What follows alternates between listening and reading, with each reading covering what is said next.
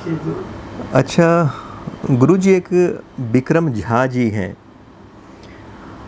और ये आपको प्रणाम भेजते हैं, धन्यवाद भेजते हैं और ये नागार्जुन के दर्शन के विषय में कुछ जानना चाहते हैं, तो कृपया बताएं। अभी हम भगवान बुद्ध ने जो अपना सारा का सारा एक धर्म चलाया, वो उनके मरते ही, उनकी मृत्यु होते ही उनकी वाणी के इंटरप्रिटेशन में विवाद होने लगा। उन्होंने जो वाणी दी थी कहीं लिखित रूप में नहीं दी थी, उनके चेले उसको संग्रह करने लगे। इस पर हम विस्तार से भी बात करेंगे, बौद्ध दर्शन के जो 4 संप्रदाय कैसे बने, क्या हुआ। तो उस समय हम नागार्जुन का जो बहुत बड़ा ऊंचा स्थान है, उस नागार्जुन के स्थान पर बात करेंगे। बहुत ऊंचा स्थान है शून्यवाद का, और कैसे वहाँ पर पहुँचे वो शून्यवाद को। भगवान बुद्ध ने तो कोई मेटाफिजिक्स की बात की नहीं थी, लेकिन उनकी चीज़ों को जब इंटरप्रेट करने लगे तो उसमें बहुत सारी मेटाफिजिकल चीज़ें आ गई। तो इसमें हम जब चारों का वर्णन करेंगे, उसमें जब हम आएंगे शून्यवाद पर, तो नागार्जुन का तो जिक्र के बिना शून्यवाद पूरा होता ही नहीं। तो उस पर हम नागार्जुन के बारे में विस्तार से बात करेंगे। अच्छा गुरुजी, एक और कहते हैं कुछ लोग कि जो शंकराचार्य हैं वो प्रच्छन्न बौद्ध हैं, तो ये क्या बात हुई?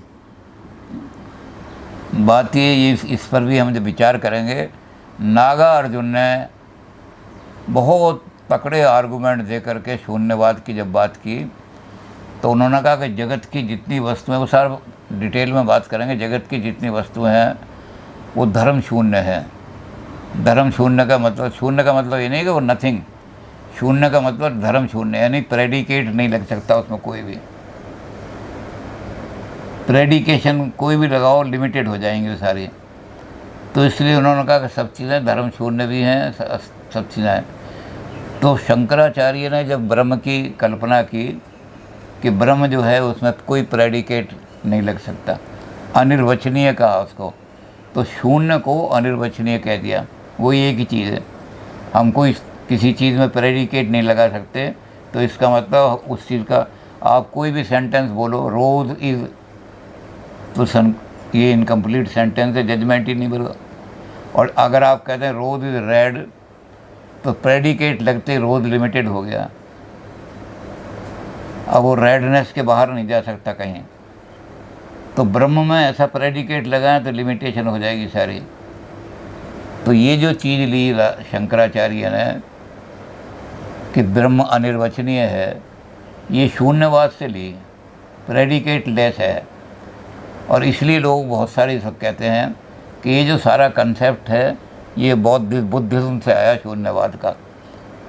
वेद में शून्यवाद नहीं है, ये शून्यवाद का कंसेप्ट बौद्धों से आया। शंकर ने उसको तोड़ मरोड़ के अपना लिया और अपना कर दिया उसको अनिर्वचनीय का शब्द करके। तो इस अच्छा पर भी हम गुरुजी, विचार करें।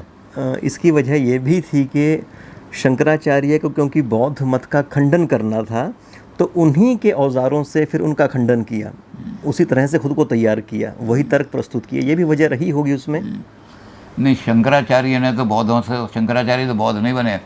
शंकराचार्य जिनसे मिलने गए और जिन्होंने वायदा किया था एक महिला को, क्योंकि उस महिला ने, उस पर वही हम चर्चा इस पर थोड़ी सी कर चुके हैं कि एक महिला ने भिक्षा देने को मना कर दिया, ऊपर से छत पर से भिक्षा फेंकने लगी। उन्होंने कहा कि मैं कोई भीख मांगने वाला नहीं हूँ, मैं एक सन्यासी हूँ, मैं केवल 3 घर से भिक्षा मांगता हूँ। अगर भिक्षा तुझे देने तो चौथे घर में भीख नहीं मांगता, भूखा सो जाऊँगा, लेकिन चौथे घर, तो अगर तुझे भोजन खिलाना है तो नीचे आ। तो उस महिला ने कहा कि मैं नीचे नहीं आऊँगी क्योंकि मेरा धर्म भ्रष्ट हो जाएगा। नीचे अगर मैं बाहर आ गई तो किसी परछाई पड़ते ही हो जाएगा, मेरे मुंह से अपने आप निकलने लगा, बुद्धम शरणम गच्छामि, वेद धर्म मेरा छूट जाएगा बुद्ध। तो कुमारिल भट्ट ने प्रतिज्ञा की उसको कि तेरे धर्म की, वैदिक धर्म की रक्षा मैं करूँगा। और कुमारिल भट्ट जो थे वो बौद्ध बने। बौद्धों से उन्होंने अपोवाद और दूसरा बौद्धों का अनुमान और सारा ये लेकर के, और बौद्धों का तर्कशास्त्र सारा लेकर के, और वो सारे आ गए।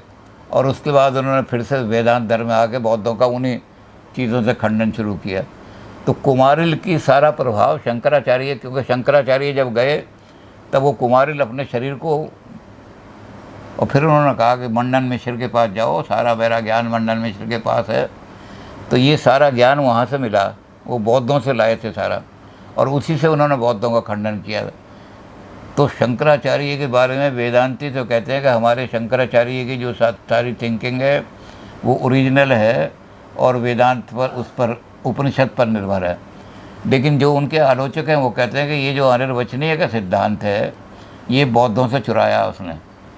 तो ये दोनों तरीके से देखा जा सकता है, क्योंकि बौद्धों ने पहले ये कहा, फिर वहाँ से कुमारिल उसको लेके आए, और कुमारिल ने मरते समय शंकराचार्य को बहुत सारा ज्ञान दिया कि अब तो मैं तो जा रहा हूँ। और उसके बाद मंडन मिश्र से गए तो बौद्धों की बहुत सारी चीज़ें आ गईं। तो इसलिए बहुत सारे लोग ये कहते हैं कि बौद्धों की चीज़ें लेकर के और बौद्धों पर ही अटैक किया। तो ये शंकराचार्य प्रछन्न बौद्ध हैं। और गुरुजी पर एक चीज़ और भी हो सकती है, क्योंकि एक काल विशेष में जिस तरह का विचार विकसित हो रहा होता है तो अधिकतर लोग फिर उसी मीडियम में सोचते हैं, उसी में तर्क खड़े करते हैं। जिस तरह की आजकल भाषा प्रचलित है तो चाहे पक्ष के लोग हों चाहे विपक्ष के लोग हों तो उस कॉमन प्लेटफॉर्म का फिर सब इस्तेमाल करते हैं। तो ऐसा माना जा सकता है। और इस विषय में अभी जब बौद्ध दर्शन के अलग अलग जो संप्रदाय हैं उनके ऊपर चर्चा करेंगे तो विस्तार से इस टॉपिक को कवर किया जाएगा। धन्यवाद पर अच्छी तरह चर्चा कर लें। जी।